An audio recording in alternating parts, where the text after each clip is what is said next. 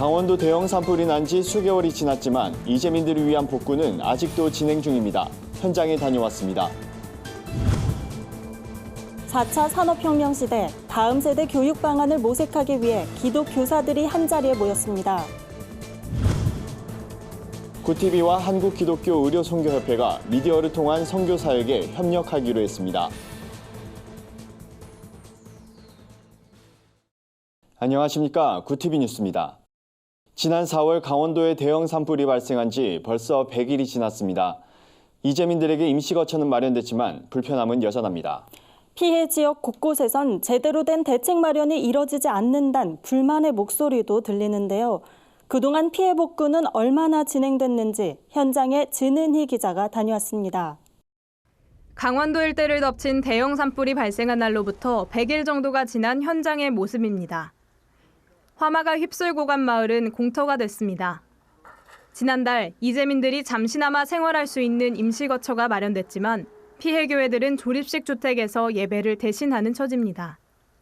지금 저희는 국민성금과 그리고 국가 보조금 그리고 지자체 보조금을 받은 상태고요.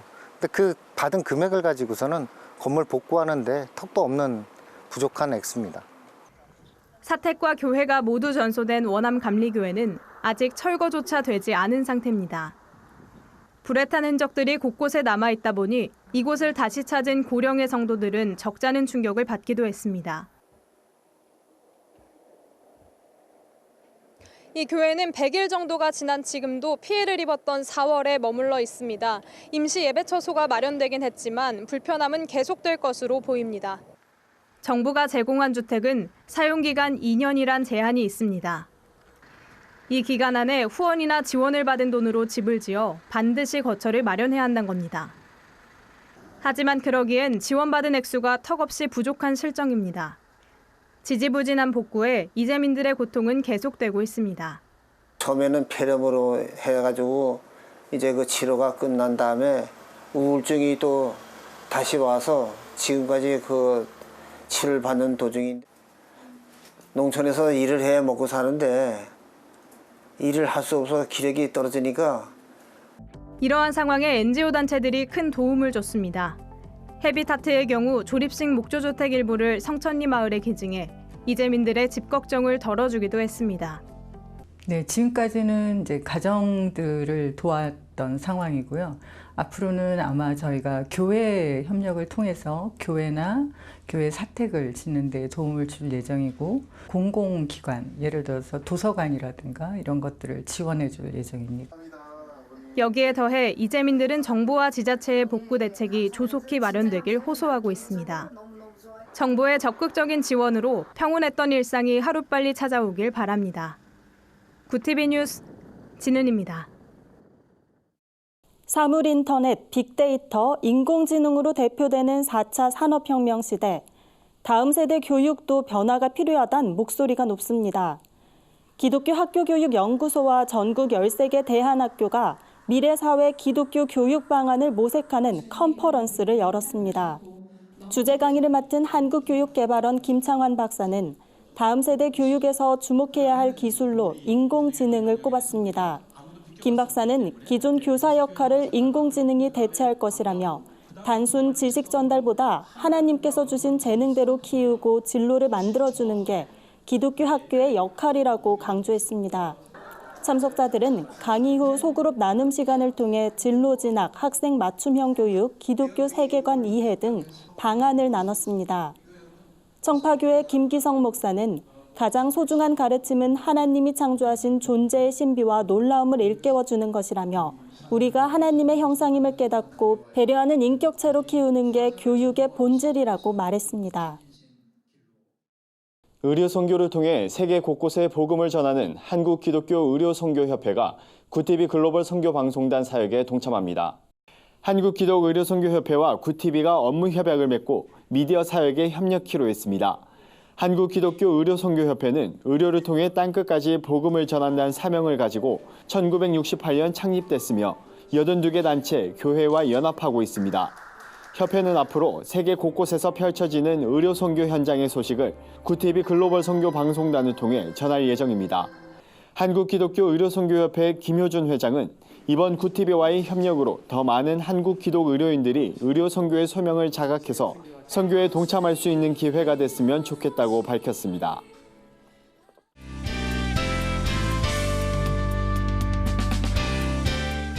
세상 속 크리스천들의 다양한 이야기를 만나보는 내 폰 안의 교회입니다. 첫 번째 소식입니다. 고 박누가 선교사의 생애를 조명한 다큐멘터리 영화 아픈 만큼 사랑한다가 9월까지 5개 도시에서 목회자 시사회를 진행합니다. 극동방송과 고신대 강진구 교수의 주관으로 진행되는 이번 시사회는 부산과 서울, 목포, 제주, 창원에서 진행되는데요.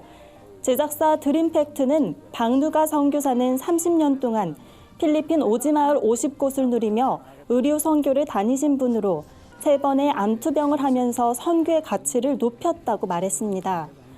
또 필리핀 선교병원과 교회, 학교 등의 사역지는 여전히 남아있다며 박누가 선교사의 기록은 생명수가 돼 다음 세대에 기독교적 가치관을 심어줄 수 있다고 확신한다고 전했습니다. 아픈 만큼 사랑한다의 주인공 고 박누가 선교사는 필리핀에서 의료 사각지대에 놓인 사람들을 돕기 위해 일평생을 의료봉사에 헌신한 인물로 지난해 8월 투병 끝에 소천했습니다. 다음 소식은 기독교 문화축제로 청년들에게 복음을 전하는 수상한 거리에서 보내왔습니다.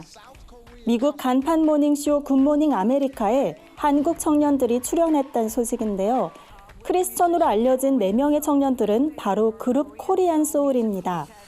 각자의 교회에서 성가대와 찬양팀원으로 활동하던 이들이 유명해진 건 SNS에 올라온 찬양 동영상 덕분인데요. 미국 흑인 사회에 이들의 모습이 화제가 되면서 지난달에는 미국에서 공연을 진행했다고 합니다. 또 미국 지상파 채널 ABC의 간판 모닝쇼 굿모닝 아메리카에 출연함으로써 다시 한번 화제가 됐는데요. 이들은 우리의 삶에서 전혀 예상하지 못했던 일들이 일어났다며 아시아 최초로 미국 최고의 가스펠 음악 시상식인 스텔라 어워드 무대에 서보고 싶다는 포부를 전해왔습니다. 마지막 소식입니다. 오버플로잉 워십이 최근 새 정규 앨범 더 프로미스드 랜드를 발표해 눈길을 끌고 있습니다. 약속의 땅이란 의미를 가진 이번 정규 앨범은 오버플로잉 워십의 4번째 앨범인데요. 다음 세대 부흥을 위해 매월 열리는 서울 뉴 리바이벌의 예배곡이 수록됐습니다. 앨범엔 I Will Rejoice, 주님의 사랑 등 11곡의 예배 라이브 실황과 한 곡의 스튜디오 버전 등 모두 12곡이 수록됐는데요. 생생한 예배 현장이 그대로 담겼습니다. 오버플로잉 워십은 이번 앨범을 통해 청년과 다음 세대를 살리고 훈련시켜 진정한 예배자를 양육하고 싶다는 바람을 전했습니다. 내 폰 안의 교회는 시청자 여러분의 제보를 기다리고 있습니다. 함께 나누고 싶은 영상이 있다면 전화나 이메일로 참여해 주시기 바랍니다. 오늘의 사회 이슈를 김민주 기자가 종합해 드립니다. 오늘의 이슈 포커스입니다. 중국 정찰기 2대와 러시아 폭격기 3대가 23일 오전 동해 한국방공식별구역에 무단 진입했습니다. 합동참모본부는 러시아 군용기 한 대는 독도 인근 구역을 2차례 7분간 침범해 F-15K와 KF-16 전투기를 출격시켜 경고 사격을 가했다고 밝혔습니다. 러시아 군용기가 한국 영공을 침범한 건 이번이 처음입니다. 군 관계자는 중국과 러시아 군용기가 동해 상공에서 합류해 비행한 것은 이례적이라며 중러 간 합동훈련을 한 것으로 추정된다고 말했습니다.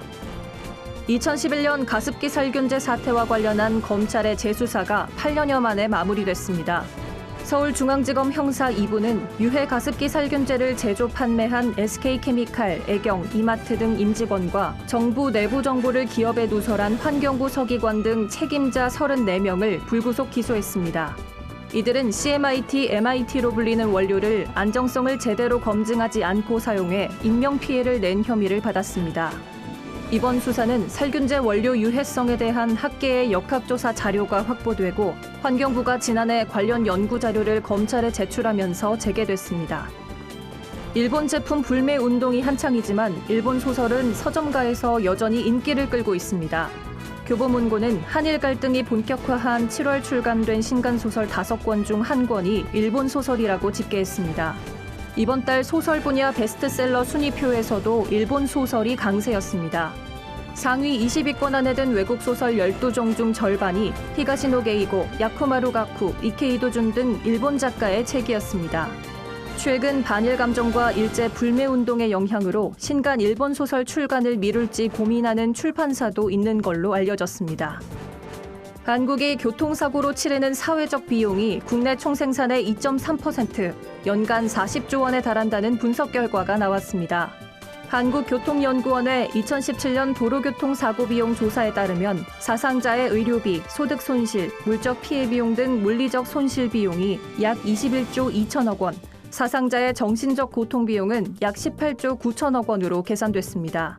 GDP 대비 도로교통사고 비용은 한국이 2.31%로 미국, 일본, 영국 등 선진국보다 높았고 시도별로는 경기도, 경남, 경북 순으로 높았습니다.